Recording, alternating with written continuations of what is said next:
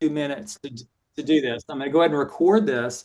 So this is the Freedom Reset Worksheet. And this workshop and event is about a reflection to realign your life and practice or your business. So the worksheet goes with this session. It's so we can have really a calm place, a little slice of time, 27, 24 minutes, to reflect, get clear, and consider what this next season could look like for you. So just take a deep breath, and I'll do the same, and just slow down and listen in and press pause as needed for you to actually pause and think about this. You can take the worksheet and use it later to think about what it is that during this time that we're talking about live, those who are watching via video, to take in the questions. You don't have to rush. And the moment really is about you. It's about your health, your purpose in life, and the one thing that this year will change everything. So quick check-in. I'm going to give you like 30 seconds to go down. Don't think too much about it. I'd like for you to rate yourself 1 to 10. So 1 being struggling, 10 being thriving in your spiritual first, your physical life. Okay. So spiritual, maybe you're not a person of faith, and that's okay too. Maybe it's a gratitude journal. Maybe it's walking in the woods. Maybe it's taking a hot bath, with rose petals on it and lavender. It can, whatever it looks like to you, I want you to feel free to feel what you want to feel in that spiritual area. Okay. Obviously, I'm very much a man of faith, and I'm very happy to share about it, but I want to make you feel comfortable in what we're talking about and having a conversation. So go ahead on each one. Physical is your body. Personal is what jazzes you. You know what they say whenever you get on a plane, right? Put the oxygen mask on yourself first before you put the oxygen mask on somebody else. Example for me is a mountain bike. So riding my mountain bike is something that does something personally for me. Then we talk about your relational. So there's 2 parts to the relational. There's your personal, and then put a slash, and your professional life. How are you in your family unit doing on a scale of 1 to 10? Are you thriving or are you struggling? And then also on the professional side, Nick, your team there, Camara, your team, how is that going professionally on a scale 1 to 10? And then job. So I put job because you could be a clinician, that you're chair side, you're practicing. Eli, just like your situation, every day, day in and out, taking care of public safety. Ruth, what you're doing to transform people's lives. All that is very vital. And then on the company side, so what you're doing within your practice or what you're contributing to those who you work for, those that you're reporting to, or if you're a practice owner, what are you doing within the company? And then finally, financial. How are you handling your finances? So an example of that, we do the Dave Ramsey program, and we have a budget meeting every week. So that's our one thing around what we do financially. So I'm going to give you guys a second. If you would put it in the chat, because what we want to do is create kind of a little bit of a headlock. If you think about so is everybody checked in? Have we all got numbers for each one? Or do you need a minute? Yeah, I need a minute.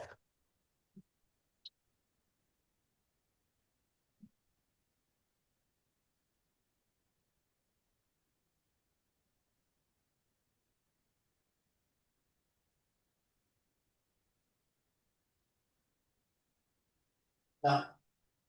You're done? Anybody else need some time? Okay, good. So this is definitely an area of improvement for us here on what we do.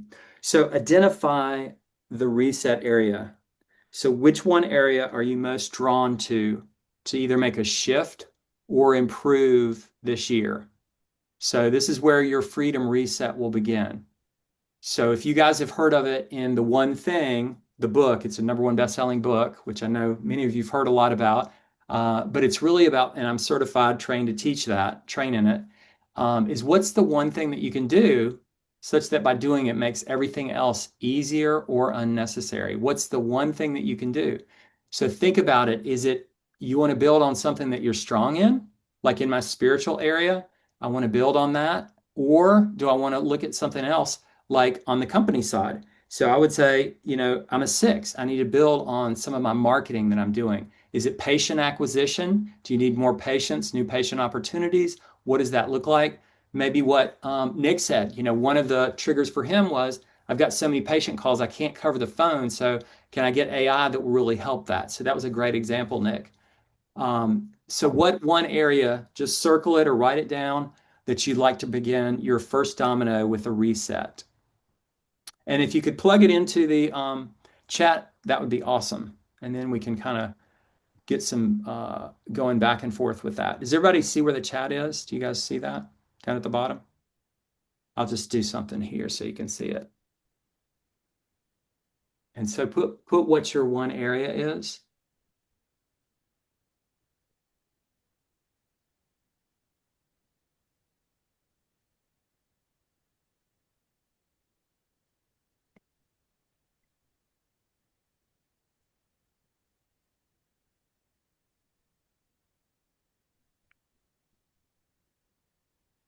All right. Does anybody else need any time?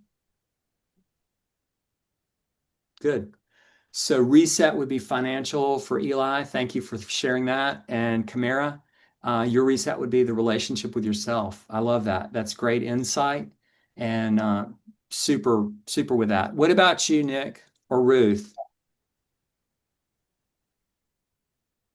Probably with probably myself. Okay. Yeah. With self. That's good. Mhm. Ruth, how about you?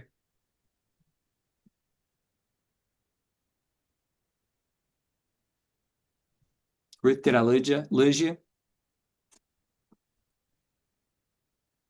Okay, maybe I did. So now, what would freedom look like here? So describe with really clarity around what it looks and feels like in this area. So just jot some things down, or think through that. It's great to have this tool to be able to write on because you can actually put your thoughts in writing. And I recommend writing it down because it's better than typing. So what would peace look like to you? So Nick, Daryl, obviously. And his situation was when we first met, it was at a very much like a group like this, but it was a study club, Yep. in person. And he basically, his financial advisor had told him the story is that, he went to him and he said, you don't need to keep practicing. You could basically close your practice and keep moving on. And he basically realized that he was burned out in dentistry. He was completely burned out and he did want to do that. And whenever the financial advisor said, well, what do you want to do? What's your purpose in life? Daryl didn't know. He wasn't sure what he wanted to do next. And I told a little story about a gentleman that I was talking to, not our David, but a different David, about how he said to me, "You helped me make the twilight years of my life even better than the first. You helped me make the twilight years of my life even better than the first by just getting clear on what I wanted to do and what I wanted to have as a vision for my life, which was travel." And so he said, "I want that." That's what Daryl said. So ultimately, we got him to find a purpose in life that it was greater than just, selling the practice or whatever. It was about leadership and making a contribution to the people on his team and his community and his patients. And he got excited about that. And Camara, much like the conversations that we've been having around purpose and how do you get to that one thing that you're passionate about. So what would freedom look like here, just standing at this place in time? Describe what peace, alignment, or fulfillment would look like in this particular area. Kamira, that's great. Mental space uh, and peace to feel like a normal person. Getting away from physically or doing something, getting away physically or doing something fun not related to dentistry. Right. So not buried in your practice. You want to be able to do something that's fun and not related to dentistry, connecting with others outside of dentistry. Eli, you were saying restructuring your assets in a way that allows you for honoring God with your money and not living paycheck to paycheck. And that's awesome. Thank you for your vulnerability, both of you guys. I really do appreciate that. Um, so if we keep going, since you have clarity on that, well, what's the one thing I can do to, and then just put what you've just put in, to have the mental space and peace to feel like a normal person for you, Camara? Or for Eli, what's the one thing that you can do to restructure your assets in a way that allows for honoring God with your money and not living paycheck to paycheck, such that by doing it, everything else will be easier or unnecessary? So I'll give you an example for me in the physical area. I wanted to get in better shape because I wasn't taking care of myself really, if I was honest about it. And I know I've used this example before, but from what I would used to do is I had a lot of different things that I would do: martial arts, tennis, climbing, mountain bike riding, running. I had about 8 different activities that would fit the bill. And so what I've done recently on a physical basis is I decided that I wanted to just get back into playing tennis competitively. So I've been playing pickleball and I've been doing other things. And I was like, you know what? How do I focus and get myself into a place of just playing tennis? So I actually was, committed to working with someone that we're doing drills together. They're actually going to be, there's a female woman, she's going pro, she's trying to go pro. So it's definitely at a high level that she plays, and that challenges me to get even better. So that's what I've done from a physical basis to be able to get back into better shape because when I identify my belief that I'm a tennis player, then everything else changes. So I don't eat crappy stuff as much. Now, I don't say I don't eat crappy stuff because I do, but I do better things because of the belief of I'm a competitive tennis player. Does that make sense? So, what is that one thing that you can do such that by doing it, everything else will be easier or unnecessary? Anybody like some help with that or want to be able to open up and have a little bit of a conversation about it? And Nick, I know you've thought a lot about this too, so anybody feel free to chime in. Mhm. The relationship with yourself, right? Mhm. Wasn't that what you were thinking about? So for me, it's I grew up with Italian immigrants, and I grew up with a scarcity mentality. So I'm Mm. always seeing more patients. I'm always working crazy long hard. I come home, I'll work out for hours, I'll starve myself with fasting. And for me, it's never enough. And it's kind of a sickness on my end.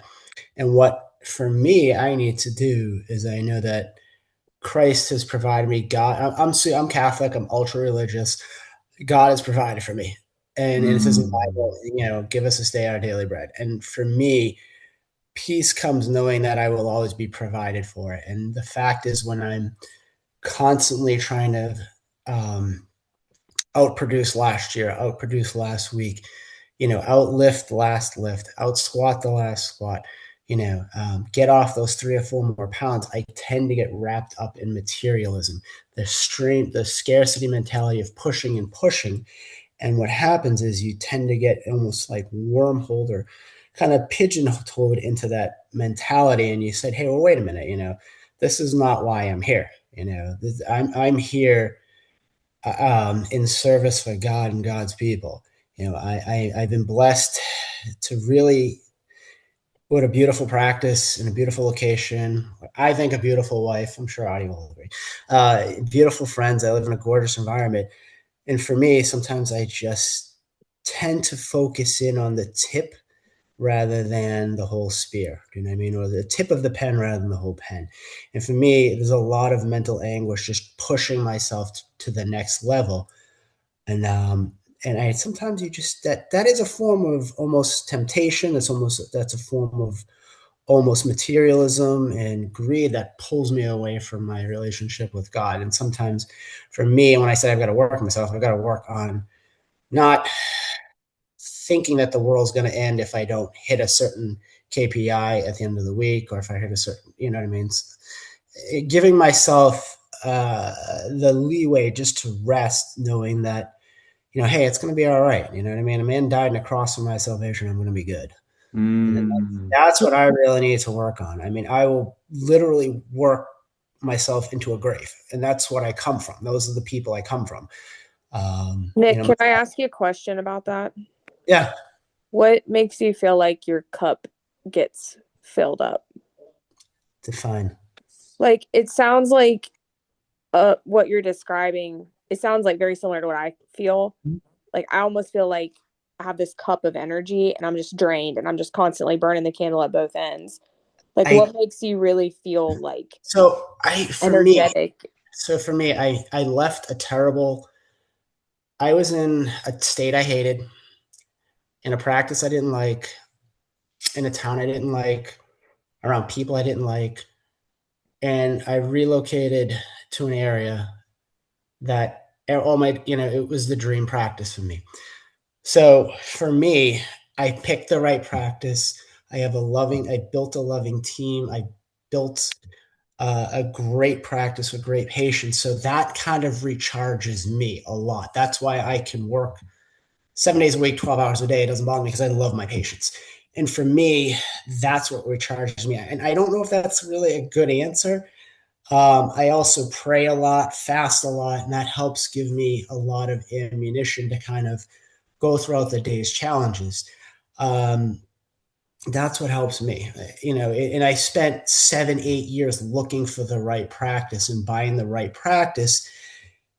If I would have purchased where I was from, I would probably not be practicing anymore. But what kind of recharges me was that I found what I was looking for, and I found the office and the location I was looking for. So I don't know if that helps, but if for other general dentists, I'd say for me, going to church recharges me, being physical, coming home, working out recharges me. It's kind of all of this activity and hobbies, and keeping up with my hobbies helps give me the energy that I need to get through. And I feel like if I was where I was, I lost all motivation. So for me, I look at myself and I say, okay, this is where I want to be. This is the type of practice I want to be in, this type of neighborhood. And great, I'm there. Guess what? We're going to work to build this. And when I see it building, it just keeps giving me more energy. I don't know if that helps at all. When you said you feel like you need to reset yourself, tell Mhm. me more about what that means to you. Stop, stop. Like I've been up since 4 o'clock, and I'm like I'm starting to, and it's my day off. I got up. I watched a 2 hour CERAC video on designing implant crowns. Worked out for 2 hours. Ran for an hour.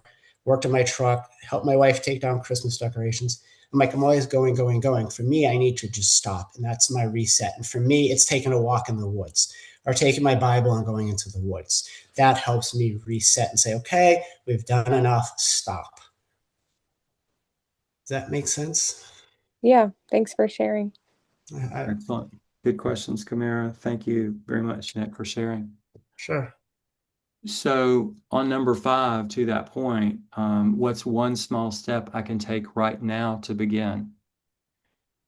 So when I say that, if you found that right one thing, like what Nick shared about just stop, what's one small step I can take right now to begin? I would say a suggestion is to text someone you trust, a safe person with your commitment.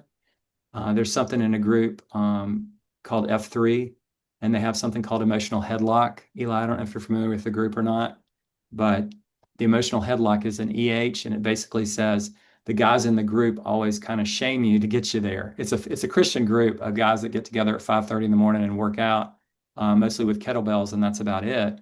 But the idea is making a commitment publicly or to someone else, just like we profess our faith, right, is the same way that we can do this, that small step.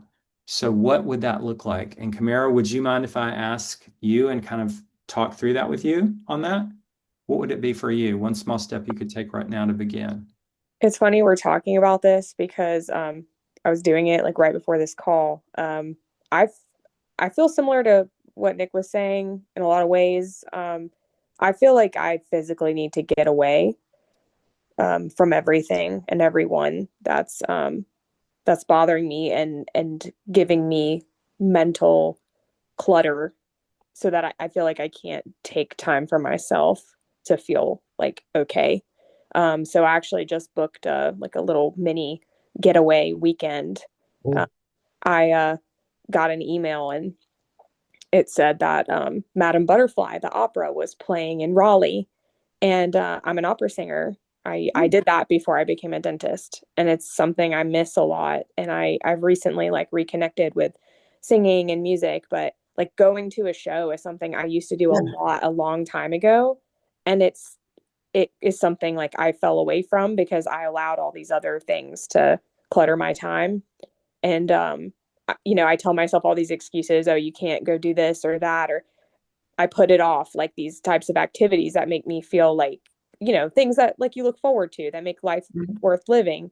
Like taking that hike, Nick, that walk in the woods, going to church, like exercising, whatever it is. I put them off a lot, those self-care activities. So I don't know what came over me. It must have been you, Audie. I just was like, said to my husband, I was like, you want to go see Madame Butterfly? I just booked it and I booked an Airbnb too. Nice. Yeah, that's what it's all about. You need to get the heck away. Because if you think about it, you have to be there physically and emotionally from your patients. And you can't be there when the tank's empty. It's like an elastic. You know what I mean? You have to let the elastic kind of go back to original form, or it's just Mm, going to break. that's good. Oxygen mask on you first. You know what I mean? That's so real. Good Yeah. conversation, you guys. That's great. Thank you, Dr. K, for sharing, and Nick, thank you for that. Yeah. Well, moving to number six, what could get in the way? What doubts, fears, or patterns might try to stop you? So maybe, Kamara, since you're sharing that, what would have been keeping you from doing this up until you made that choice? The worry that people are going to need me and I'm not allowed to get away.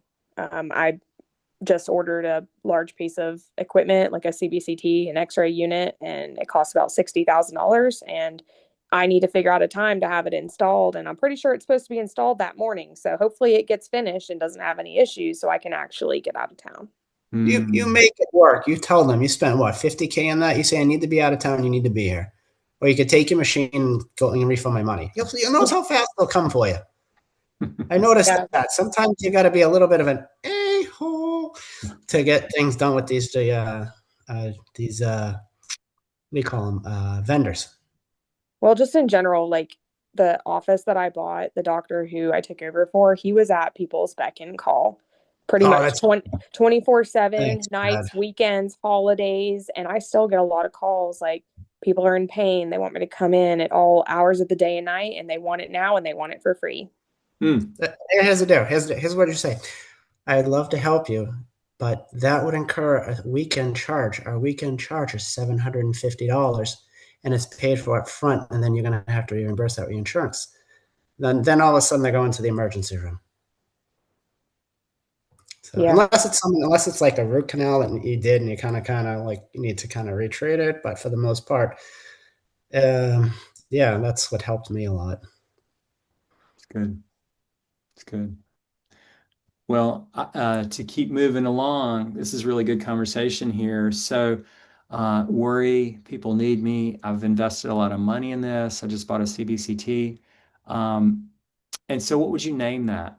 Would you guys be able to say that? And Eli, I don't want to leave you out of the conversation. I'd love to hear what could get in the way for you because you're literally on the front lines being shot Yeah, at. yeah, Um, so for me, I put backtracking just slightly. First step would be start with speaking to a financial advisor. I have a particular buddy of mine in mind who's a strong believer in faith, who does that full time. And so that'd be first step. What could get in the way, um, other than just, embarrassment or pride? Nothing really. So just needing to actually take that step to do it. But I think for me too, you know, kind of too, whenever you're in a situation where you are paycheck to paycheck, it's easy to just kind of like give up when you feel like the shovel's too small to move a mountain. But the closer it directly relates to my faith of the closer I get to God and give it to Him, still ties, still do things whenever it seems counterintuitive. Um, from that standpoint, I've always been able to feed the family, always been able to pay the bills, even if it's tight. And so just continuously linking it back to, for me, um, you know, giving it to the Lord and doing what He tells me to do on it. So I'm just in a weird spot where my wife and I had recent career changes where we took a substantial uh, pay cut together with our income, and we're where we're supposed to be job wise, but it's really trying to restructure our life. You know, just bluntly put, we lost about 70K as a couple annually together. Wow, that's significant. Right. So we're trying to be like, all right, we gotta make major lifestyle changes, and trying to figure out how to make that happen. That's You excellent. will. You will. So moving along with our success list here, and thank you, Eli. That was excellent. A good example. And 70,000 is huge for you guys to be doing that. So we'll definitely keep you in prayer. All of us will. And you too, Dr. K and Nick, same thing. So who are your 2 to 3 A-team safe people who can help you follow through on what your commitment was? Who are your 2 to 3 A-team safe people who can help you follow through? I'd love for you to list them below. And if you want to either share them real quick, because we got a smaller group, I'd love to hear them.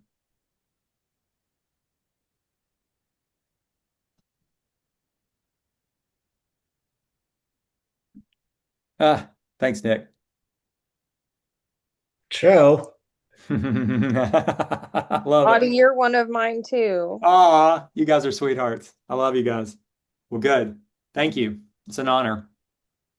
Kamira, Nick, thank you. Eli, how about you, brother? All right. That's good. That's awesome. So these are safe people that you can go to. These are the ones that you can call at 3 a.m. And you guys are welcome to. For me, consider me a safe person. I don't have my phone on at all, so I don't know that that would help, but you can text me and I will definitely get back to you as soon as possible. So I'm a really bad butt dialer, so I may just call you at 3 a.m. So I love it. I love it. And if you want to have a one-on-one as a bonus, thank you for being here. I'd love for you to do you can click here to do a 10-minute clarity call, and we'll kind of create a plan together. If I can contribute or if I know someone, I'd be happy to pass it on. But, hopefully this is a gift for you to be able to experience that. And you can actually click on the button, and I think it'll open it for you in a thing, or just text me, at that number. But what did you guys take away? What were your top hits on what you're going to do differently? So, kind of publicly making a confession. Nick, why don't you go with us first? um, believe in God and not worry about physical and flesh world and everything. He's in control, and just keep showing up, and He'll keep providing for you. You know. It's good. Kamara, what about you? I mean, I don't want to sound repetitive, but I agree. I mean, it's let go, let God, and Mhm. trust in the bigger plan. Don't worry about the smaller details, and just try to do what I think God has planned for me, and remember it's okay to take time for myself. Amen. Amen. Eli, what about you? I really liked the little checklist that you laid out. Just the kind of deeper self-reflection that actually had a plan to it to formulate. Um, but then, actually taking action on said plan once you identify the deficiency. Beautiful. Thank you. Well, excellent. Well, all of you, thank you so much for coming. I know you all are all friends, but this made it a lot more fun for me. So thank you for being here. And if there's anything I can do to serve you guys, feel free to do so. And I think we are wrapped up at a little bit longer, so I apologize for that. But I thank you guys for being here. Hey, Thanks. Audie, Yeah. I actually snuck in here a little late. I don't know if Oh, is you're, this Brian? yeah, it's Brian. Hey, how you guys doing? Hey, man. Sorry about that. Hey, I can send you the oh, replay. don't worry at all. I kind of caught the last 15 minutes there. I just wanted to say thanks, guys. I don't know if you guys noticed I snuck in, but appreciate everything you guys said, and it was nice hearing from you. But I'm Brian. Nice to meet you. Yeah. How are Brian, you you? want to give Nice. us a real quick thing? So Nick's up in New Hampshire. You're back in New York City. So just give us Yeah, a small yeah, snippet of what your background and everything. I think you guys have a yeah. lot. Absolutely, yeah. So I'm from Massachusetts, but I live in New York City right now, where I was practicing at two offices, and just kind of echoing one of your sentiments about, not having a great fit office. I'm sure each of us have gone through that once or twice in our careers, but I graduated dental school in 2021. I've had to quit a couple jobs. Um, but recently I left an office that really wasn't serving me or their patients a whole lot, and that was disappointing to see. But I have